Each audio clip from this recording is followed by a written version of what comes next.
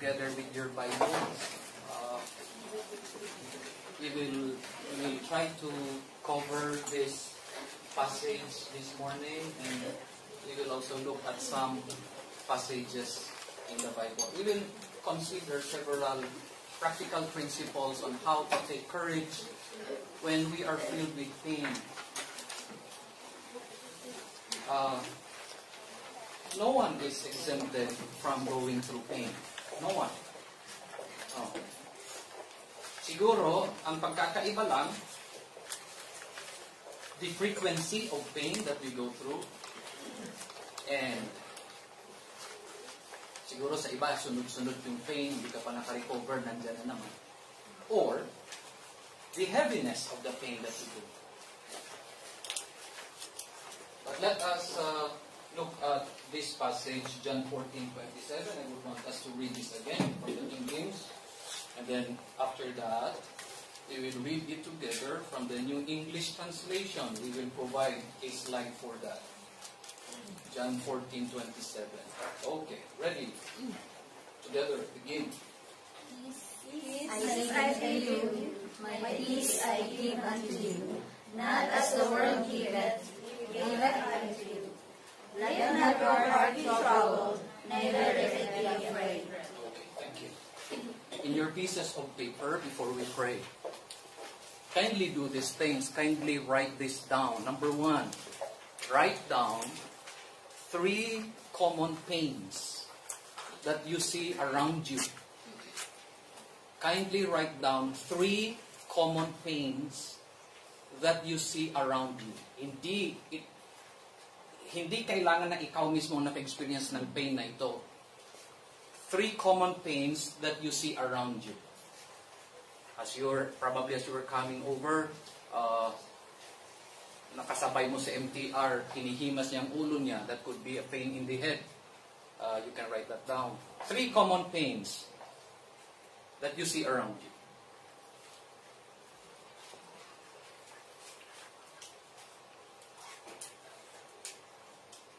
Okay. Number 2, write down 3 kinds of pains that you are personally acquainted with. Ikaw mismo ang naka-experience. Write down 3 kinds of pain that you are personally acquainted with. This week you have been through that kind of pain. Probably this morning when you woke up, you experienced that kind of pain. 3 kinds of pain that you are personally acquainted with. Okay? Any kind of pain. Any kind of pain.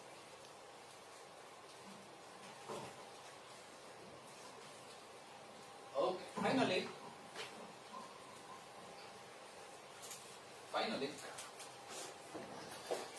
list down 3 kinds of pain that you can consider as rare. 3 kinds of pain that you can consider as rare. Probably, hindi mo pa na-experience. Probably, ngayon mo lang na-encounter, or ngayon mo lang this is the first time that you have ever heard about it. 3 kinds of pains that you consider very rare. You didn't experience it yet. You didn't get to hear about it yet. But it is kind of rare. Okay?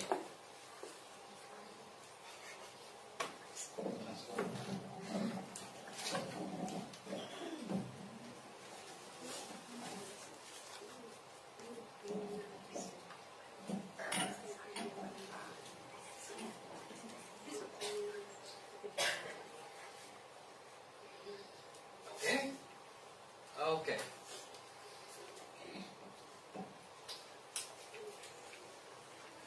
Okay, let's read John 14:27 from the New English Translation. Let's read this together.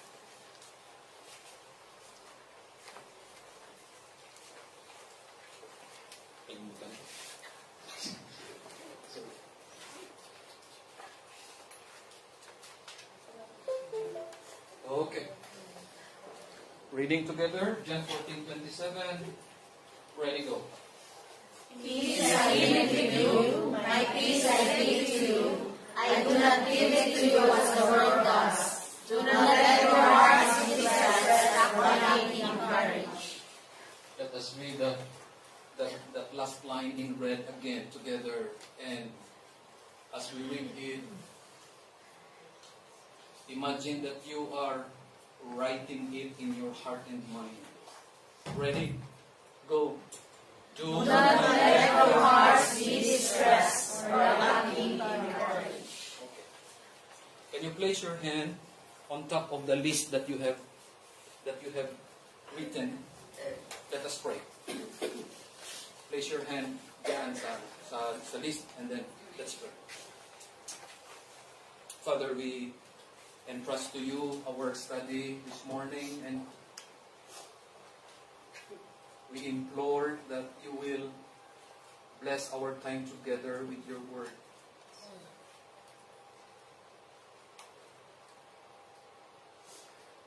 We pray that your Holy Spirit will guide us through our study, spare us from any errors that we may encounter, spare us from any mistake that we may carelessly say. Guide our study today, Lord, and please protect the truth of your word. Kindly write it in the tables of our hearts and minds, so that we will be reminded by this every day.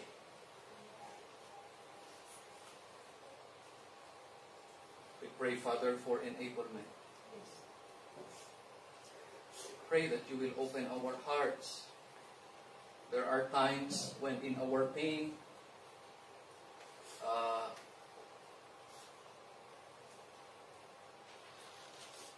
we practice denial.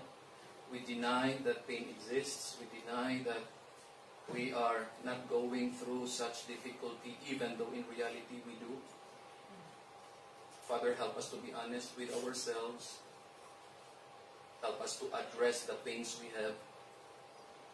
And please use the healing balm of your word to heal us, to heal our pains, whatever it is, in mind,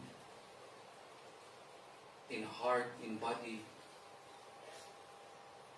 in soul, in spirit. We pray, Father, that the Lord Jesus Christ will apply healing to us through the stripes He bore on the cross of Calvary. Your word has promised, with the stripes of Christ, we are given healing. Whatever pain we are going through, we pray that you will address it through your word and through your mighty power. Father, this morning we are so grateful that once again we can worship you today. We remember Sister Dali again as she travels. We pray, Father, for strength, for safekeeping. We pray for a safe and smooth flight. We pray that the people responsible to receive her, Lord, in the Philippines will do it in such a way that it would not cause her unnecessary difficulty or discomfort. We pray that she would be able to pass through immigration in a smooth way. We pray that she would not encounter any difficulty whatsoever. We pray that in these coming days, she would be able to find a doctor who would be able to help her, Lord, to address what she is going through right now, to be able to give to her the necessary recommendations as to what to do next. Father, we pray that you will be real to her in these times of difficulty. Help her, Lord, to trust you. Help her to reach out to you in faith, believing that nothing escapes your attention,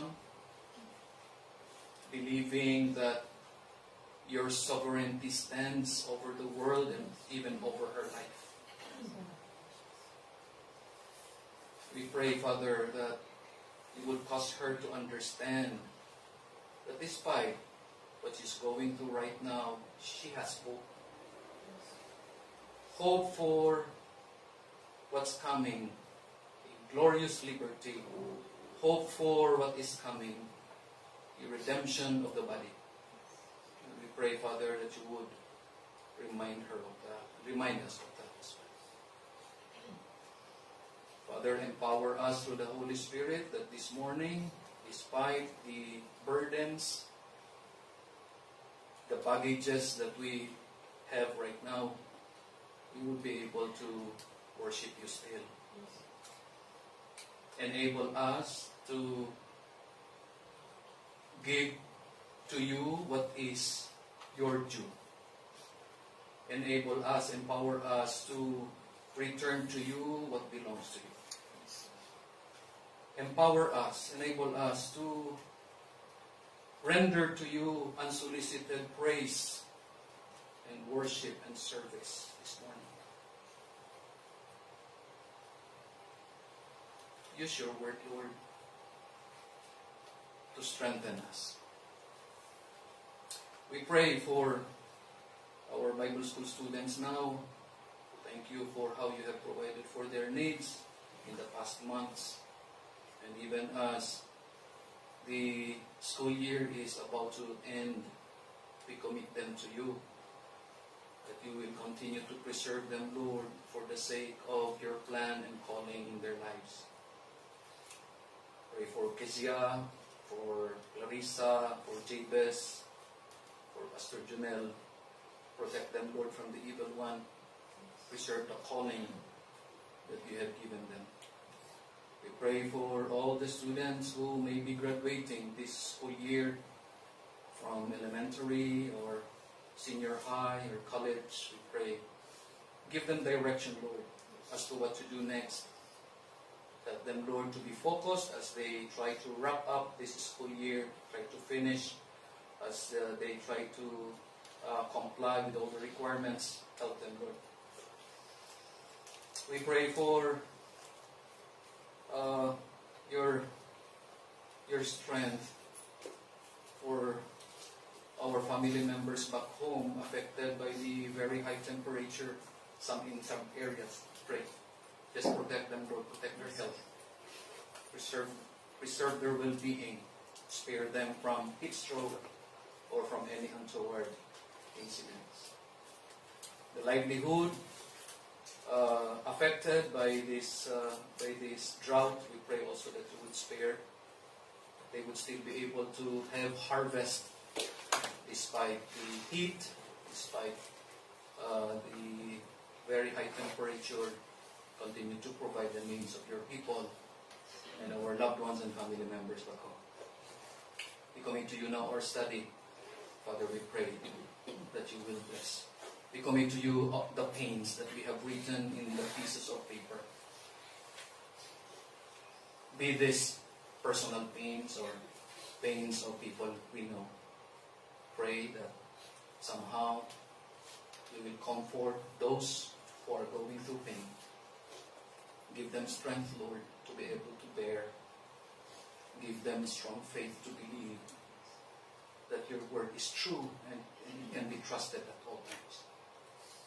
Be with us now in Jesus' name. Amen.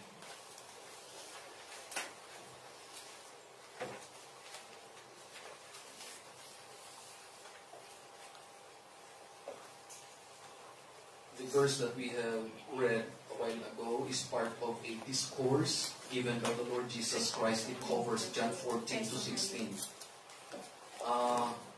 If your Bibles are red letter edition Bibles, meaning the words of Christ are written in red, you notice that starting from chapter 14, it is quite long. This is a long speech coming from the Lord Jesus Christ. He gave this during the Last Supper. Okay?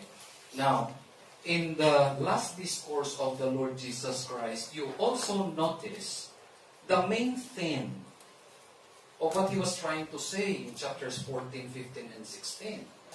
And the main theme of this is to take courage. I'll show you why. Okay? Oh.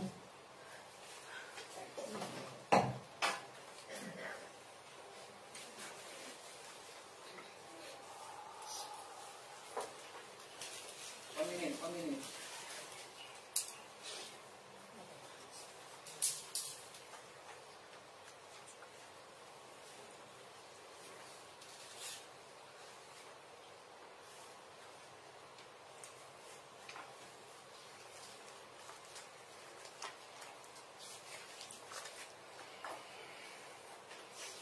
In several verses, in the discourse of the Lord Jesus Christ, this phrase goes over and over.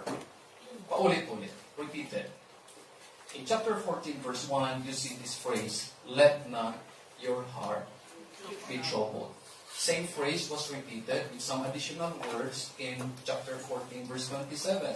Let not your heart be troubled, neither let it be afraid. In the last part of his discourse in chapter 16, verse 33, the Lord Jesus Christ said, be of good cheer. Translated to the phrase, take courage. You may ask, why was it needed for the Lord Jesus Christ to focus on that thought? Bakit kailangan sabihan niya yung disciples niya, take courage? Then, why is it that it is necessary for us to reflect on that phrase, take courage, now? The answer is because all of us goes through pain.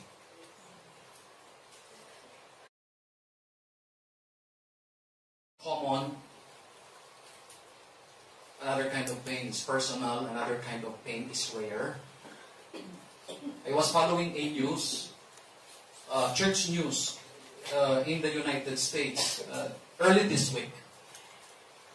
It is a kind of a family pain. A pastor lost his wife early this week. The story was that this pastor was about to resign from his present church to minister to another church in another state. Now they are all preparing. He was just 42. His wife was 39. Bata pa. 2 small children. They were already preparing to transfer to another ministry. At this particular morning, his wife went with another lady, 27 years old, young mother. Sinamahan lang niya. Without knowing that this young mother was into a very difficult custody battle regarding her 2 children. Itong young mother na ito, may 2 anak. She is trying her best to have custody ng 2 anak. Hindi niya alam, her mother-in-law ayaw.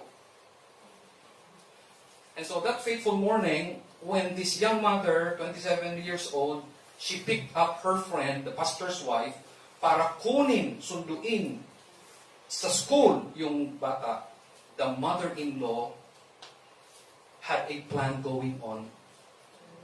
And these 2 ladies were kidnapped. Nagpagasuli na lang. Doon sila kinuha sa gasolinahan. These 2 ladies were kidnapped. Nakuha yung bangkay nila after 2 days. It was subjected through autopsy. Was discovered, pinahirapan sila before sila pinatay. They died violent deaths. And so you feel the pain that this young pastor, he was really looking forward to a new ministry, to a new beginning, and then all of a sudden, wala na siyang kasama sa ministry. You call that personal pain, you call that family pain, you call that pain in the ministry. Another kind of pain. Tuesday, I saw this in the news. A man from Albay, Bicol. He was 53. He is 53. For 50 years, he suffered from psoriasis. Alam niyo kung ano psoriasis? Sakit sa balat na it is cracking up, it is opening up. When he was just 3 years old, may psoriasis na siya. And he's been through 50 years of pain and suffering and shame and humiliation. Labas siya sa bahay, people are looking at him. Tamo yun. Just last week, it was discovered his suffering is not just externally. He was already suffering from yung sakit. He was discovered to have ankylosing spondylitis.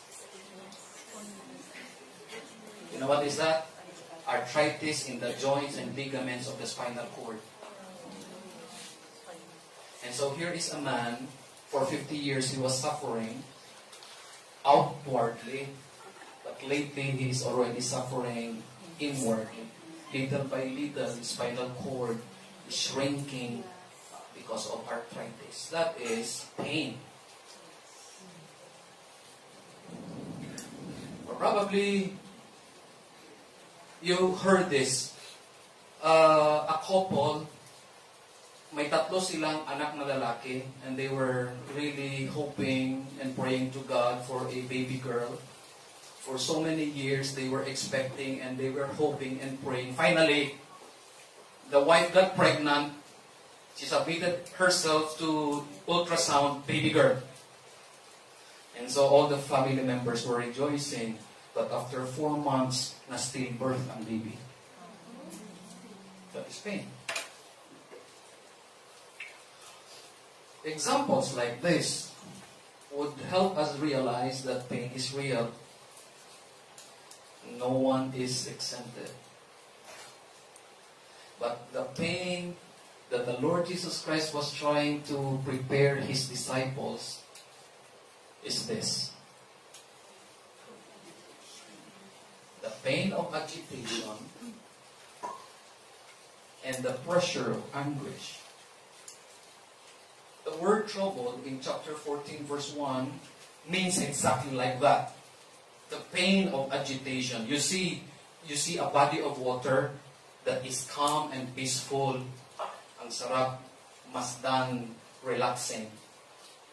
But suddenly it changes and the water boils and is agitated.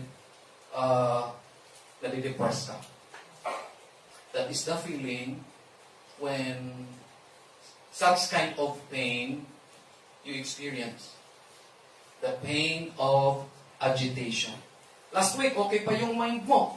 Peaceful pa. But when the doctor told you na may ganito kang sakit, suddenly you find your mind agitated.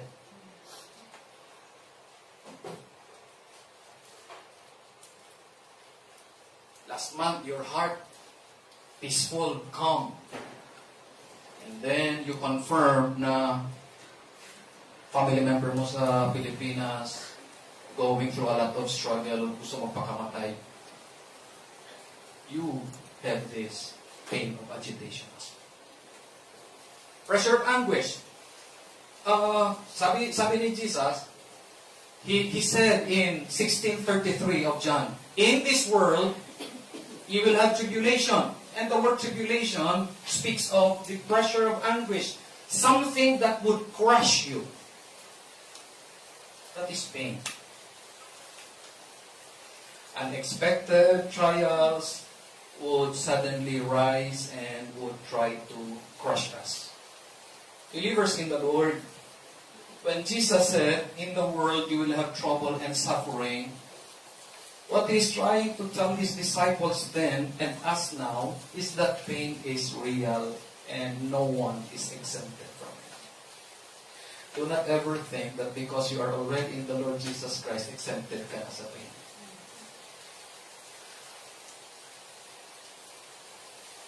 There are instances na because you are in the Lord Jesus Christ, nag-increase ang pain actually. Okay? Now,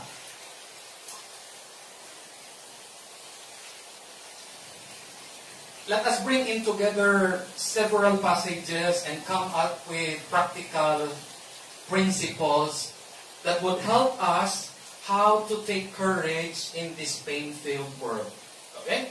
My prayer is that these principles will be able to help you as we face the challenges of life. How can we take courage? Number one, make your groanings a witness about God and about the hope that you have.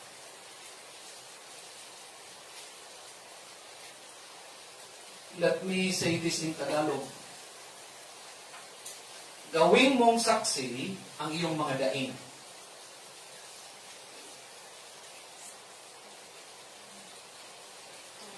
Believe it or not, brethren in the Lord, sometimes our groanings resemble grumblings.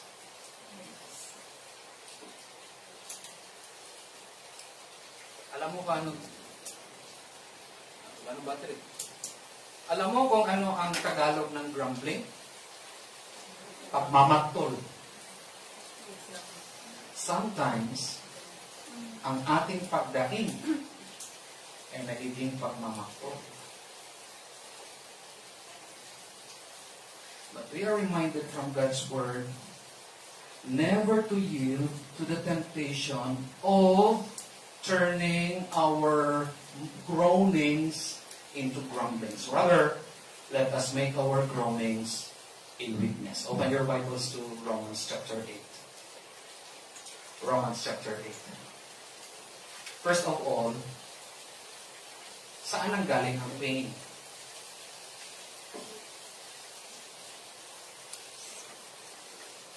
Palagay nyo saan ang galing ang pain?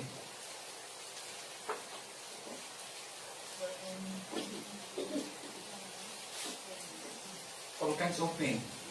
Let's answer that question. Romans 8, verse 20. Follow with your eyes, ha? Ito yon, sabi. Romans 8:20. For the creation was subjected to futility or vanity or emptiness, not willingly, but because of Him who subjected it. Saan galing ang pain?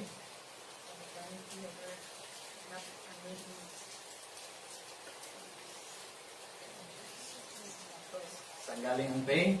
Saan galing ang suffering? Our disobedience. Man's disobedience. Diyan galing. You read Genesis 3 and you see the origin of pain. Sabi ng Diyos kay Eve, you will go through pain in childbirth. Sabi niya kay Adam, you will harvest as you work through unyielding land. That is pain. In other words, pain is a consequence of our disobedience. So go back to the list that ang ginawa mong list. Go back, tingnan mo ulit, titigan mo. Sabihin mo sa sarili mo silently, dahil sa aking disobedience, at sa disobedience ni Adan at ni Eva, there is pain. Totoo no? Totoo no? Totoo. Because of man's disobedience. But you know what? You know what? Ito ang utos ng salita ng Diyos. Let us read together verses 22 and 23. Let's start from verse 21. 21, 22, 23. Ready? Together, begin. Because the Creator Himself also shall be delivered from the bondage of corruption, to the liberty of the children of God. For we know that the whole creation groaneth and travaileth in pain together until now. And not only they, but ourselves also, which have the first fruits of the Spirit, even we ourselves groan within ourselves, waiting for the adoption to be the redemption of our body. Okay. Despite the fact that we groan out of pain because of our disobedience, in the Lord Jesus Christ, it is possible to have hope in our groanings. Only in the Lord Jesus Christ. In other words, the difference between the pains of the unbeliever and the believer ay ito. Yung unbeliever, yung kanyang groanings, yung kanyang daing, walang pag-asa. In fact, it is just a foretaste of the more serious and severe pain he or she may experience in hell kung wala siyang relasyon sa Diyos. On the other hand, the pain and suffering of the believer is with hope. Yan ang pagkakaiba. Those of you who bore children, I want you to relive the experience again for a moment. Kung nasa tiyan pa yung anak mo at sumisipa, sabi mo, anak, relax. Lalabas ka rin, anak. Relax lang. When you are at the delivery room, however, hindi na ganon yung excitement mo. Kasi yung pain ng labor, sabi nga nila, yung dulo lang ng buhok mo ang walang sakit eh. Sabi nila, hindi na coach rings niya. Pero yun ang sabi nila. Nung nagbubuntis ka pa, yung hope na lalabas yung anak mo, nandyan yung excitement mo. But when you go through pain ng labor, minsan nakakalimutan mo. Pero it is seldom for mothers delivering their babies na ito yung sinasabi nila, anak, kunti na lang anak, sige, magtulungan tayo anak, cooperate naman anak, lalabas ka na mamaya, and I will see you in a while. That is hope. Anong sabi dyan sa verse 22? Look again. For we know that the whole creation has been groaning together in the pains of childbirth until now. That is the difference sa pain ng believer. In-upgrade ng Diyos ang pain mo, ginawa niyang labor pain. What does it mean when we say labor pain? It simply means that there is something wonderful that will come in a little while. And all the 9 months that you have been through, yung hirap mo sa pagbuntis, in a little while, matatapos na when you for the first time, mahawakan mo siya at marinig mo yung kanyang iyak for the first time. Nawawala na. You look forward to that. And here is the truth, mga kapatid. Here is the truth. Nung wala pa tayo sa Panginoon, when we go through pain, we were hopeless. Now that we are in the Lord Jesus Christ, and I am shouting kahit masakit ang lalamunan ko because I want to emphasize this. Now that we are in the Lord Jesus Christ, we are still going through pains, but we are hopeful. There is this labor pains. There is something wonderful that is about to happen in a little while. What is that? Verse 21. In a little while, there will be glorious freedom. In verse 23, in a little while, there is a redemption of our bodies. That is our hope. I was talking with some of you earlier, before tayo nagsimula, you had been going through pain, physically, mentally, emotionally.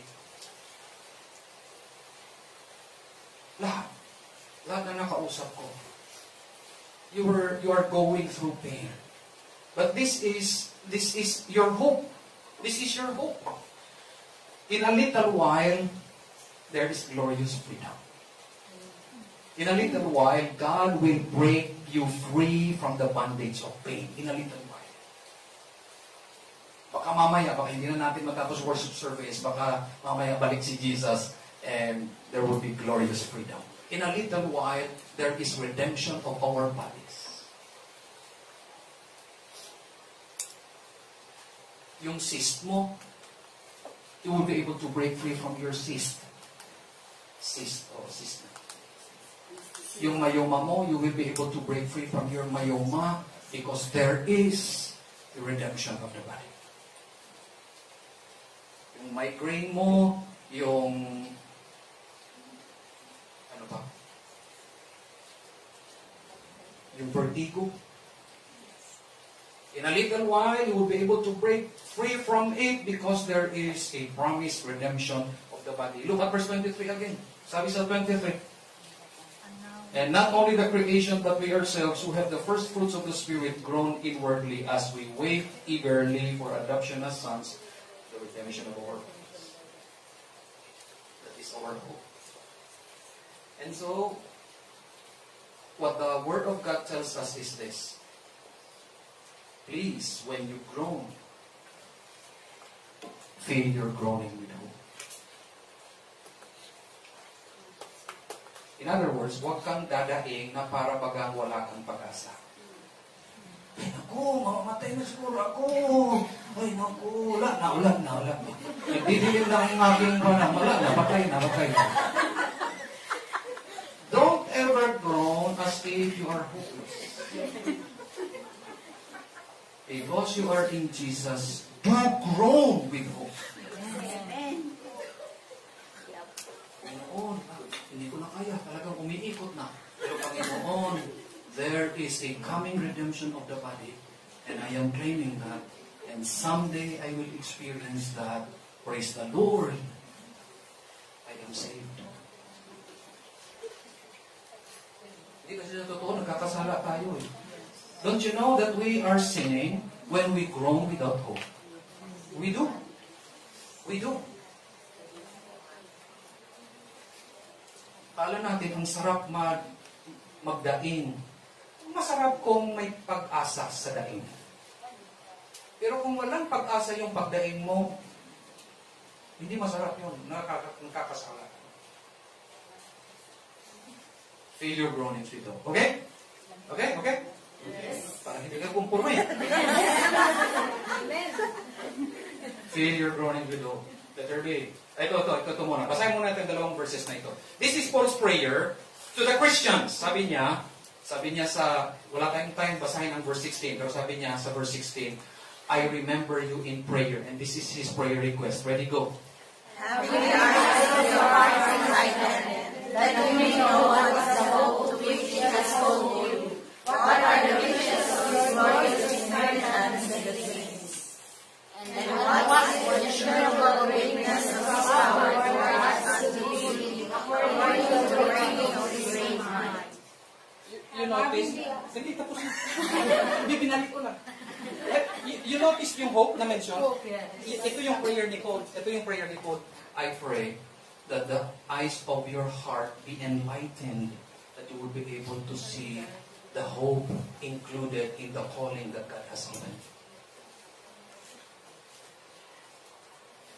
Sana I hope you will not doubt that God has called you. I hope you will not doubt. You must be convinced that God has called you. And you must be equally convinced that with His calling, He has given you hope. And this is the prayer of Paul, that your heart, that the eyes of your heart would be enlightened, na makita mo yung pag-asa na meron ka. Because when you do, you will be able to groan with hope. Tingnan mo ngayong week, hindi bawal ang magdaing. Bawal ang magdaing na walang pag-asa. Tingnan mo this week. You groan, but feel it with hope. Okay? Okay. Letter B. Let your pain reflect your love for God. Let your pain demonstrate your love for God. Romans 8:28. After you copy that, kindly read together Romans 8:28. Ready? In your Bibles, Romans 8:28. Ready, go. For we know that all things work together for good to them that love God, to them who are called according to His purpose. Okay, Bible quiz tayo. What is the chief concern of God for you and me? What is God's chief concern? What is God's chief care for you and me? Nandyan sa verse 28. What is God's chief concern for us?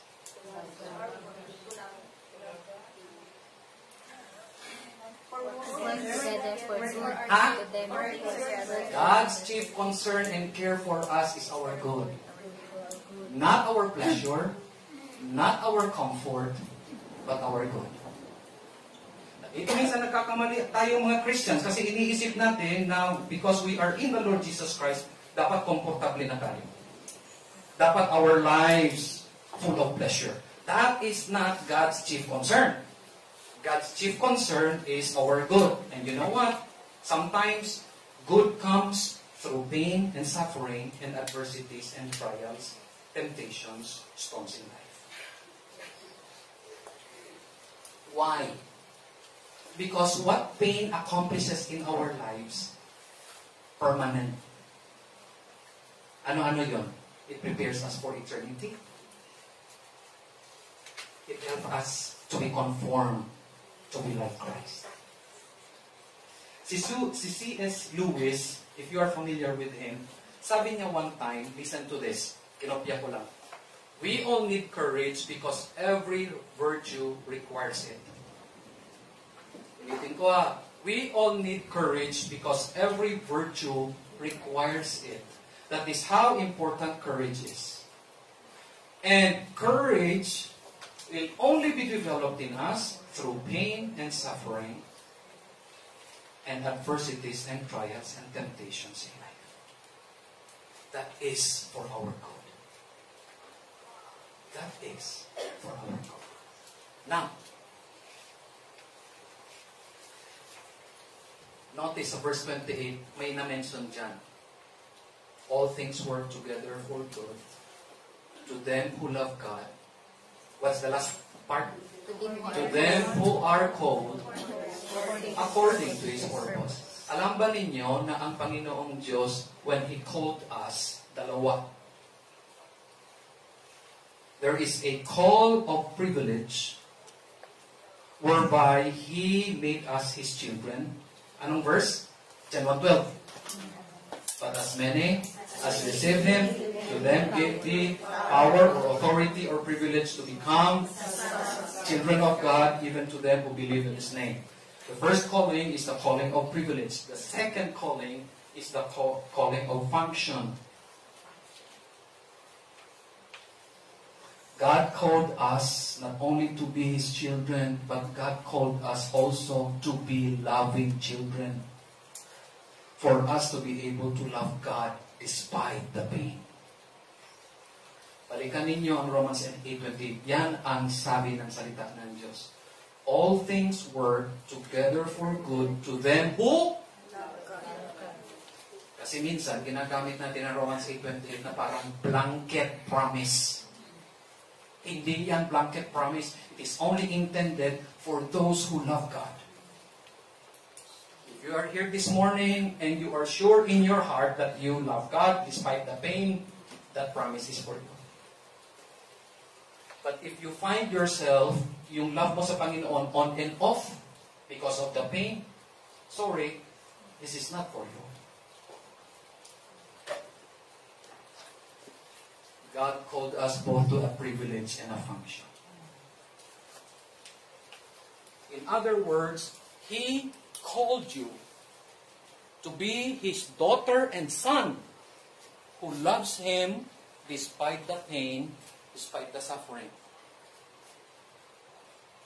You go through vertigo, may pain ka, God expects you to love Him still despite your vertigo. May cyst ka, you feel inconvenienced because of that, God expects you to love Him despite of that. Nakuha niyo ang principle? Yes. In so doing, He prepares us for eternity because when we all get to heaven, we will be loving God for eternity. Ito palang hinahanda na ang puso natin na mahalin natin ang Diyos despite.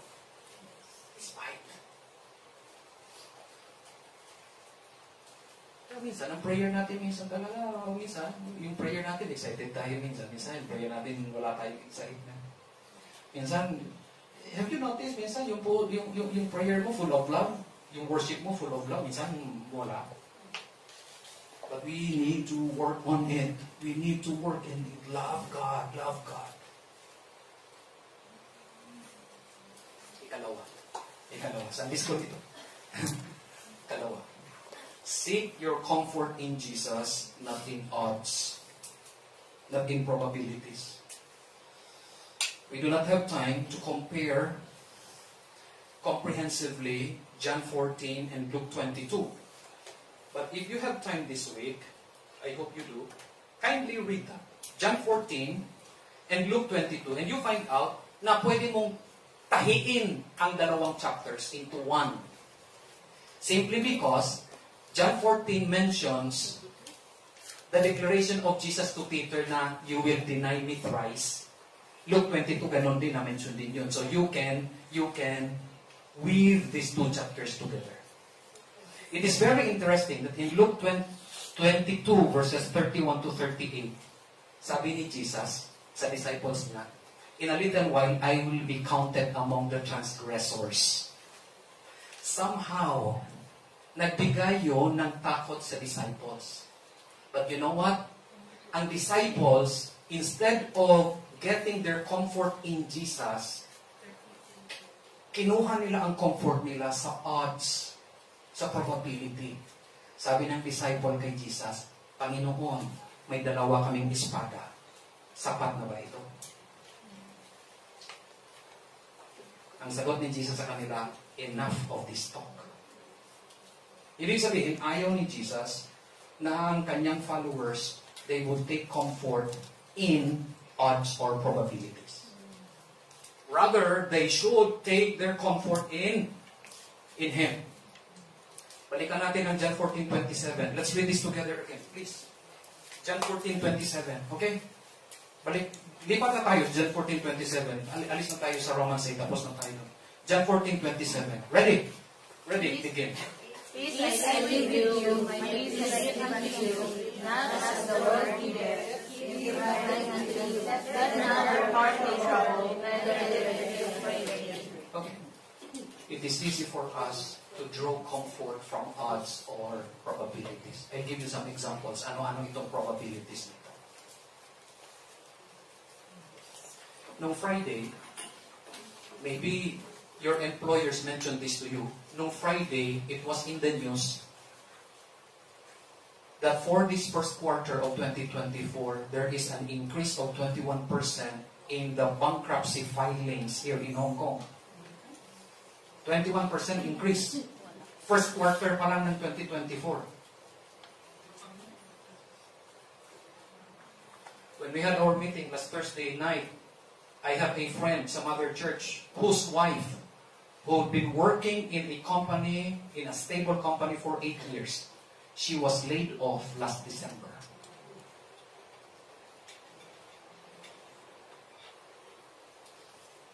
Totoo yung layoff. Totoo na yung layoff dito sa Hong Kong. Companies are closing.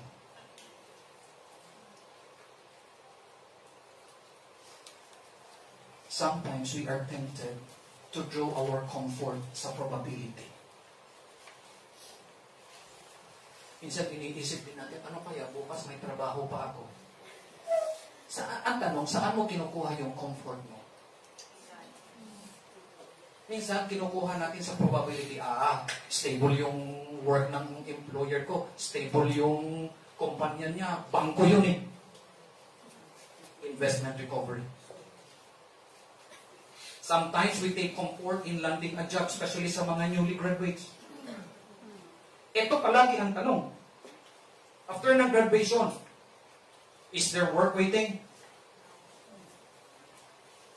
But sometimes we draw comfort sa probabilities. Meron because the course na kinuha ko, in demand. That's the right term. In demand.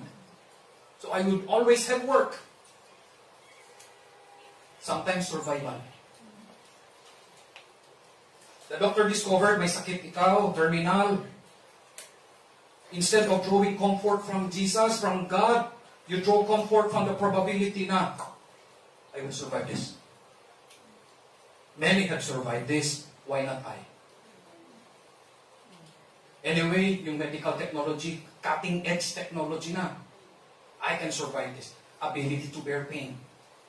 I am taking third-generation medicines. I will be able to bear it. Enduring treatment. I can survive this. Malalaki yung mga machines. I would just lie down and the machines would just switch on lang, and then I will be treated. We praise God for technology. We praise God for medicine. We praise God for everything. But we do not dare to take comfort in probabilities.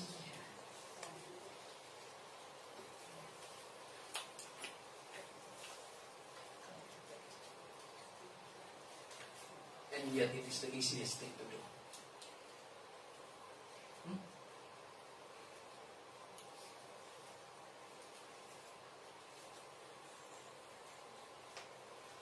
Pasyente ng doktor na tumingin sa akin, ang daming klaseng pasyente niya. May doktor siya na pasyente, may pare na pasyente, may pastor na pasyente. Parehas ang problema, lalamunan, overuse. Binigyan ako ng steroids for 2 weeks, binigyan ako ng spray na may anesthesia, it is not a guarantee. Ganti rin ako nito eh. On the first night, nag-take ako ng steroid at nag-spray ako ng sabi ko, gagaling ako nito. Magaling na gamot ito, magaling na doktor yun. God has rebuked me. Peace I live with you. Hindi yung probability na bibigay ng peace. It is Jesus who gives this. And so we do not get our comfort from the probabilities. If God will see you through your terminal sickness and you will survive, praise the Lord. You draw your comfort from Him. If God wills it that you will not survive it, still praise the Lord. Your comfort is in Him, not in anything else. This is the guarantee of Jesus. Listen. Sa John 14, nagbigay siya ng tatlong guarantee. The first guarantee is this. Sabi niya, I will send you the Comforter and He will abide with you forever. The first guarantee Jesus gives is the presence of the Holy Spirit. That is enough to give you peace. The very thought that the Holy Spirit lives in you and dwells in you should give you comfort.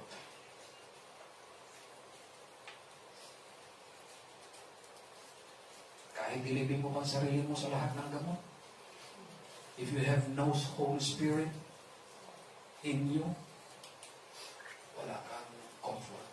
Wala kang peace. Second guarantee, verse 26, the Holy Spirit's power. Sabi ni Jesus, the Holy Spirit, the Comforter, will teach you and will remind you of these things. That is power. And yet, the third guarantee is found in verse 27. Yan yung verse natin. Peace, I live with you. Not as the world gives. Bakit? Anong klaseng pagbigay meron ang mundo? Sometimes the world gives conditionally. Sometimes the world gives fleetingly. Sometimes the world gives temporarily. Opposite that is how Jesus gives. When Jesus gives peace, it is permanent, it is unconditional, it is forever. Why? 3 reasons. He is the Prince of Peace, sabi sa Isaiah 9:6. Diba? For unto us a child is born, unto us a son is given, and the government shall be upon his shoulder, and he shall be called, ano yun? Wonderful Counselor, Mighty God, everlasting Father, Prince of Peace. Jesus is the Prince of Peace. He is able to give you peace. Second, He is the producer of peace. Ephesians 2:15. Sabi sa Ephesians 2:15, Jesus maketh peace. Siya ang tagagawa ng peace. Hindi ang United Nations. And third, He is the promoter of peace. He is the agent of it. Siya lang. Hindi lang na siya yung nagpo-produce, siya lang ang makakapagbigay. Tranquilizers can never give peace. Drugs, alcohol can never give peace. An illicit relationship can never give peace. Only Jesus can give peace. Friend, if you are here today for the first time, siguro you are wondering, tama, no? Why is it that I have no peace in my life? Tanungin kita, if you die today, if you die tonight, are you sure where you are going? Or would you rather say, Pastor, wag naman natin pag-usapan yan, natatakot ako eh. It's probably because you don't have peace. You want peace? Have a personal relationship with the Lord Jesus Christ. Trust Him today. Receive Him into your heart and life. He can and will give you peace.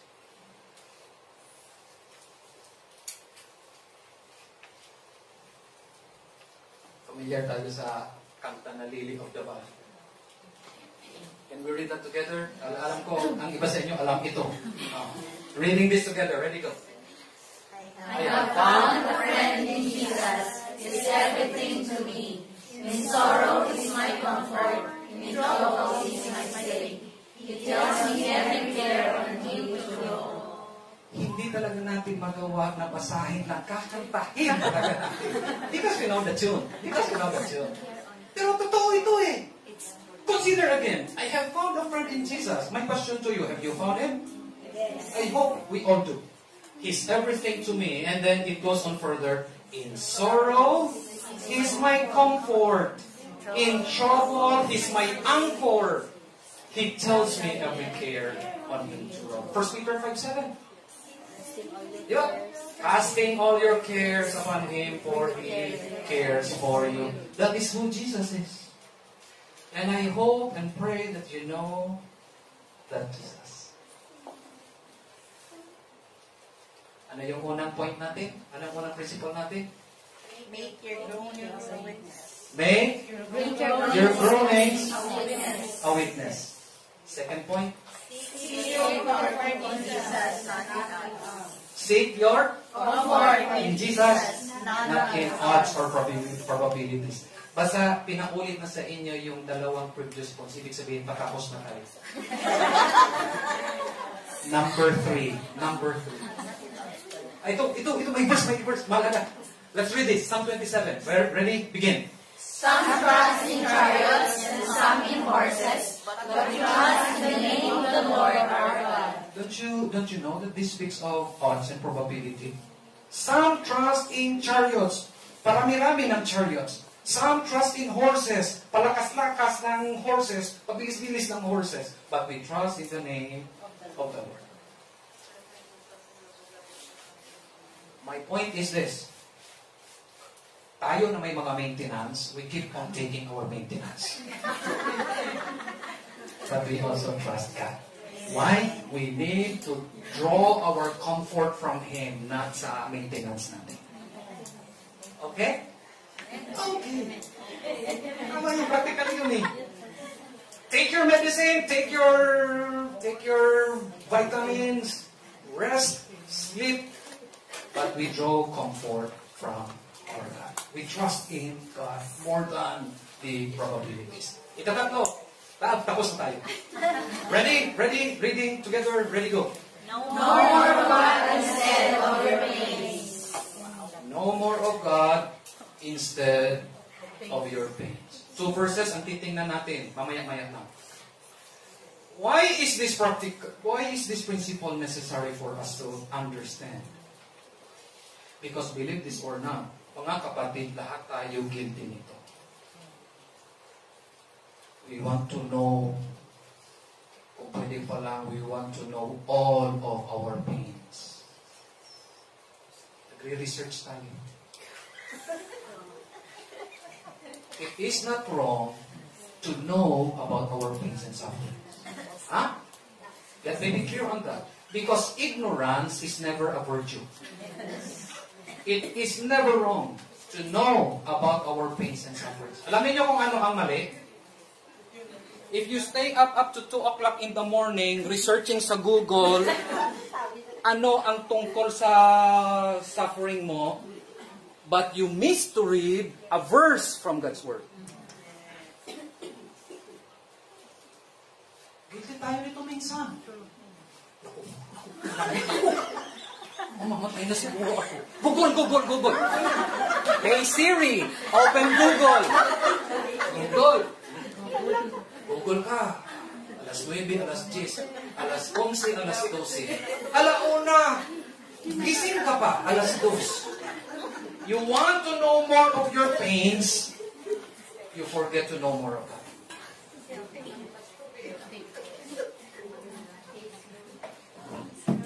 Di ba nangyari ito? 2 verses. Ang una nandito. Let's read this together. Ito. Ready? Begin. Let us know, let us press on to know the Lord. His going out is sure as the home. He will come to us as the showers, as the spring rains that water the earth. Why is it necessary for us to know more of God? Ang sagot nandito. First, it is meant for our repeated blessings. Have you noticed na may dalawang klaseng ulan dito? Yung showers at yung spring rains. Yung showers, ito yung early rains. Yung spring rains, ito yung later rains.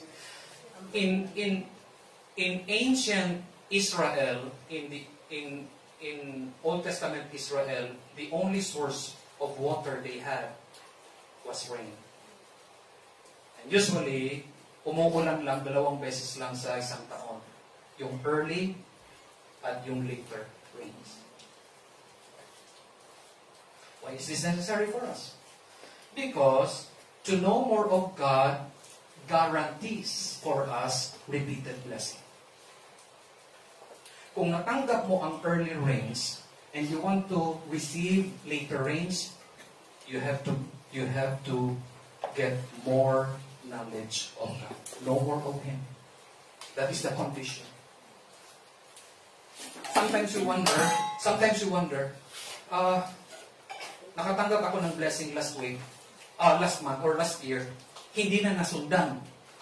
Nasaan na? Alam mo kung nasaan? Nandun pa sa langit. Hindi pa binibigay ng Diyos. Why? You didn't get no more of Him. Hindi tayo nagtataka na yung palaging nandito at nag-aaral ng salita ng Diyos, magaan yung blessing sa kanila compared to those na wala. Don't ever say na kahit hindi sila sumisimba sa Panginoon ay may blessing. Hindi. God would never bend His principle sa kanyang bagay. Ang promise ganito, yung early rain at later rain, yung early blessing at later blessing, He will give to you if you keep on knowing more of Him. Bakit kailangan natin we get to know more of God? It is meant for our repeated blessing. Second, it is meant to help us stand firm.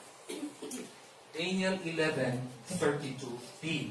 Sabi, the people who know their God shall stand firm and take action. Only those who know God will be able to stand. Only those who know God will be able to take courage. The question now, do we know God? Do we get to know more of Him?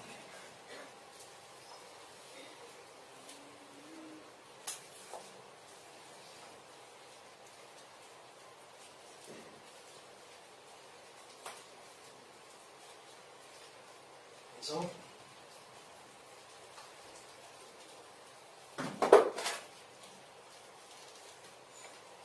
if you want to research about your pains, do it. No problem. But make it a point to know more of God.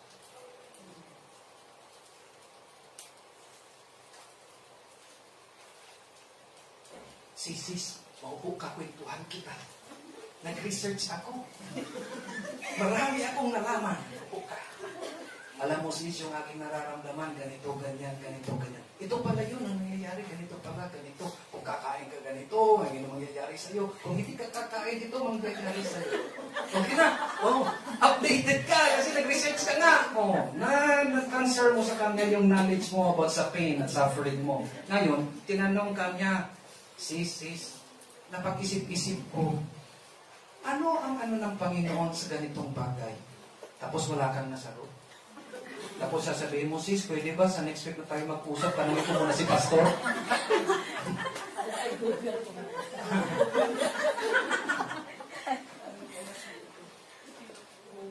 You want to know your pain and suffering?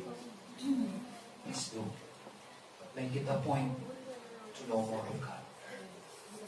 Ito yung makakatulong sa atin to stand, to take courage, to take action. Okay? Conclusion. Tamang-tama lang ito. Operatory, closing prayer, 30 tapos tayo. Conclusion. Do not lack in courage. Yan yung sabi ni Jesus, do not let your hearts shrink up. Do not let your hearts be distressed or lacking in courage. That is from the New English Translation. Do not lack in courage. Despite your pain, despite your suffering, despite your storms and temptations and trials and adversities, do not lack in courage. Be strong. Take courage. Be strong means take a firm grasp of God's promises. Take courage means stand firm with confidence on the power and ability of God. Dearly beloved, let us take courage.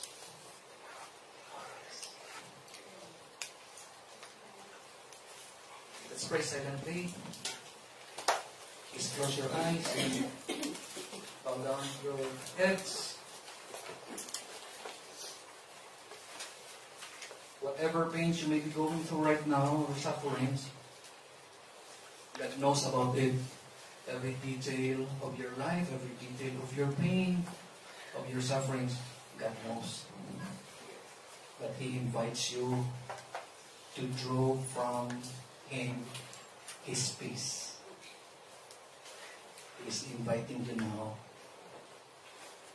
to ask for peace, peace that passes understanding, peace that will guard your heart and mind, peace that will make you courageous. Why don't you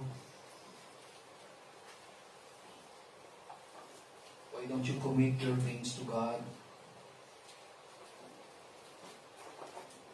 Your sufferings, your struggles, and let His peace give you courage today.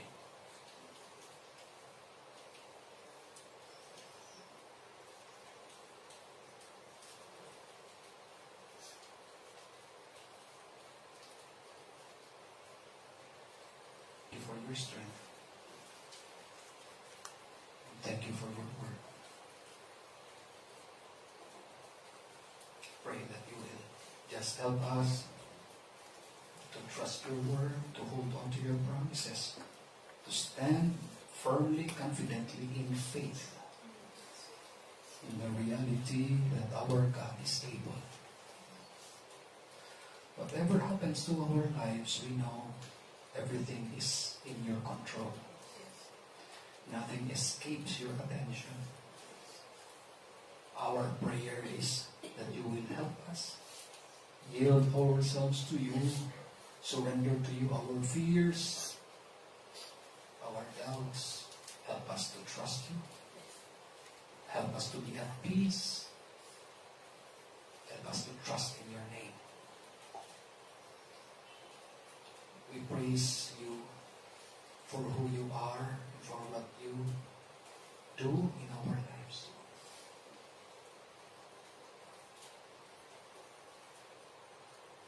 Give us grace, Lord, to remember what we have learned, what you have taught us today. Help us, Lord, to apply this in our daily lives. help us to take courage.